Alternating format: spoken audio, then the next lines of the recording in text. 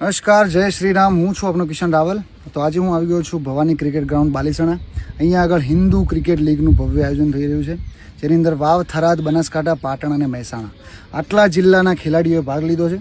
અને ઓક્શનની અંદર બહુ સારી રીતે ટીમોનું બધું પ્રદર્શન છે અને બહુ ટીમો, બધી ટીમોમાં સંતુલન છે. ને 20 તારીખથી ચાલુ થઈ છે ટુર્નામેન્ટ.